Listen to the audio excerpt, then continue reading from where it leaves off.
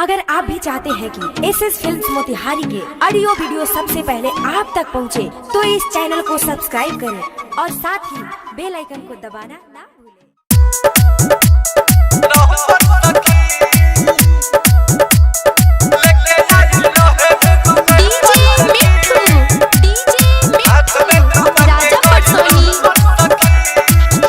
सखी जाहिले जब हम पढ़े तरस से में रहेला खड़े, सखी जाहिले जब हम पढ़े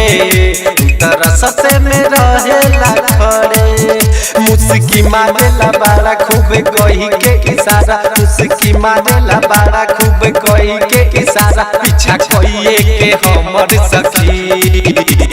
लेके आइल रहे हूँ गले पर सखी, हाथ में धरा के गइल पर सखी,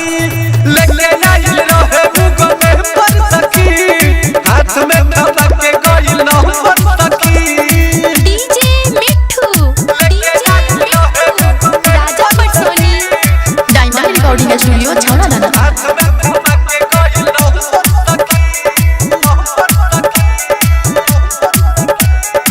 कहलस घरे जाके मिस कॉल मरिहा, हमरा से रानी तू जानी हो डरिहा, हम तो होई तोहर पागल दीवाना, हमरा से प्यार से ए जान बात करिहा। अरे हाय कहलस घरे जाके मिस कॉल मरिहा, हमरा से रानी तू जानी हो डरिहा, हम तो होई तोहर पागल दीवाना,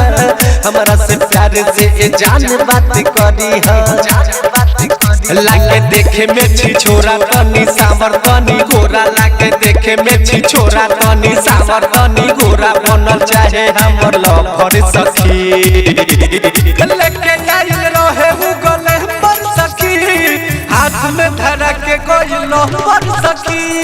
लेके आइल रहे हूँ गले पर सखी, हाथ में धरा के गइल पर सखी।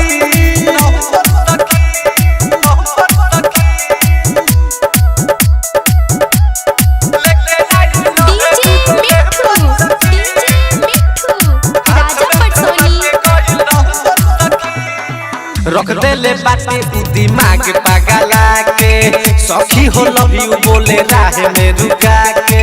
राइटर तो वन मित भासी ये सखी, देवेला लेटर लइका से भेजा के,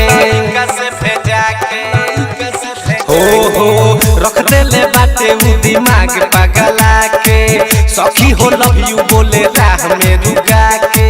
राइटर तो वन मित भासी ये सखी, देवेला लेटर लइका से भेजा के,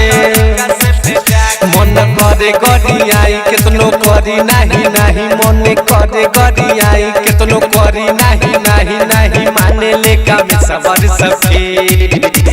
लेके आइल रहे हूँ गले पर सखी, हाथ में धरा के गइल पर सखी, लेके आइल रहे हूँ गले पर सखी,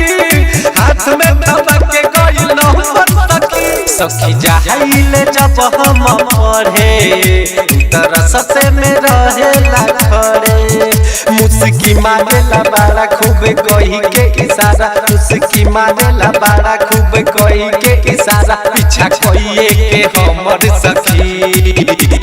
लेके आइल रहे हूँ गले पर सखी,